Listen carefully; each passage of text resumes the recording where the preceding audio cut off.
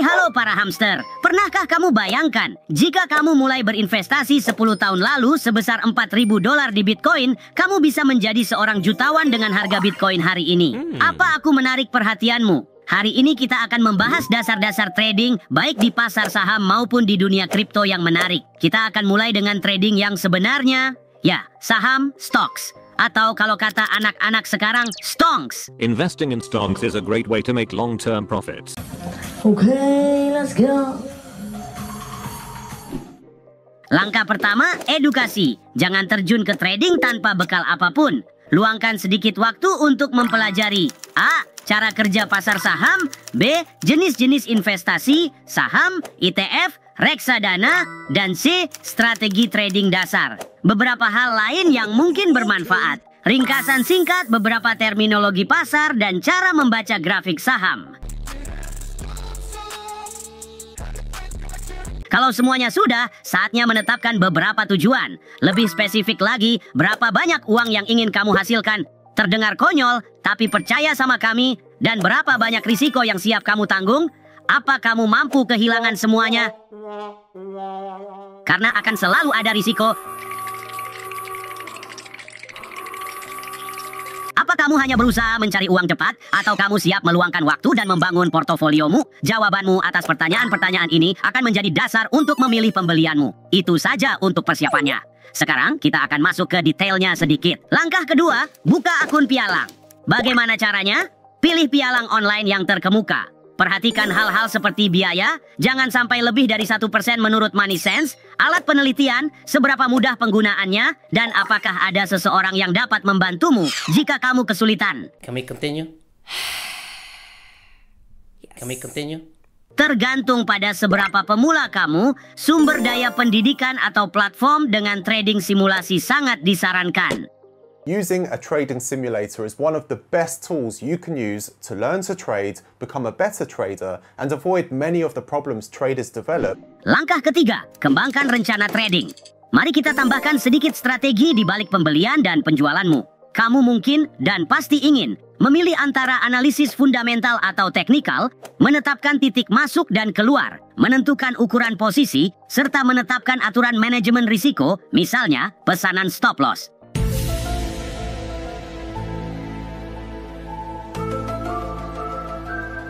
Sekali lagi, jika ini terdengar rumit, strategi pemula yang baik seringkali adalah melakukan diversifikasi dengan dana indeks yang mewakili segmen pasar yang lebih besar dan menginvestasikan jumlah yang sama setiap bulan. Secara teori, ini mengeliminasi penentuan waktu pasar. Dan tentu saja menjawab statistik bahwa rata-rata investor individu sebenarnya berkinerja lebih rendah dari indeks pasar sebesar 1,5% setiap tahun.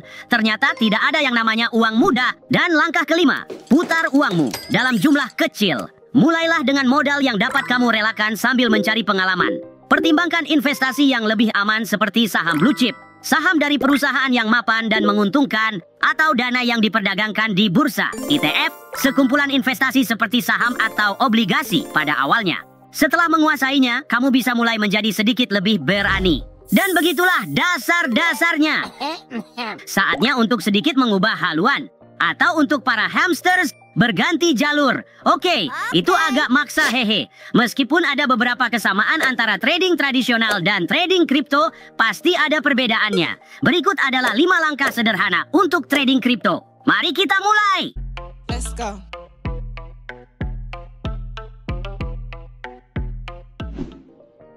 Langkah pertama, menyiapkan akun pertukaran kriptomu. Seperti memilih andalanmu, memilih pertukaran yang tepat didasarkan pada lebih dari satu faktor.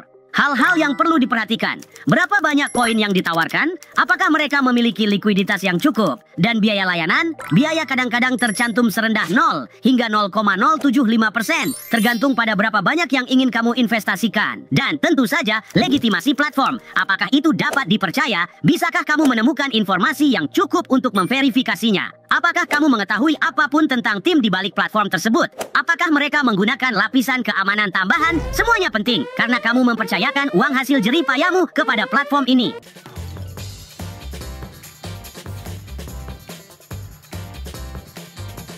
Hal lain yang mungkin kamu ingin tahu adalah bagaimana kamu dapat mendanai akunmu. Karena kita sedang membicarakan kripto, kemudahan yang kamu miliki untuk memasukkan uang ke dalam akun pertukaran kriptomu juga berperan. Langkah kedua, mendanai akunmu. Aku yakin kamu sudah tahu, butuh uang untuk menghasilkan uang. Beberapa platform memerlukan setoran minimum. Jadi meski kamu ingin memulai dengan jumlah kecil, ingatlah bahwa itu mungkin bukan sepenuhnya keputusanmu. Saatnya membuat beberapa keputusan.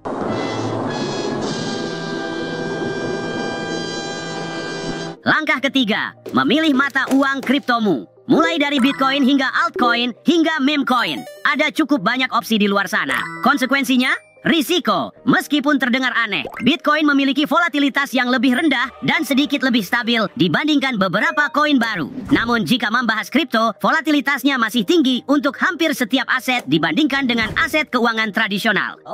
Seperti yang kusebutkan, Bitcoin serta altcoin mapan lainnya mungkin memiliki volatilitas yang lebih rendah. Namun, harga meme coin bisa berfluktuasi sebanyak 50% atau bahkan lebih dalam sehari. Ingatlah bahwa bersama lebih banyak imbalan, datang lebih banyak risiko. Jadi, ketika ragu, penasihat seringkali menyarankanmu untuk memilih keseimbangan. Tentu memilih koin saja tidaklah cukup. Kamu juga ingin menemukan strategi yang hebat. Ini membawa kita ke langkah 4. Langkah keempat, pilih strategimu. Beberapa strategi lebih rumit seperti trading breakout, sementara yang lain lebih sederhana, seperti strategi beli dan tahan atau HODL.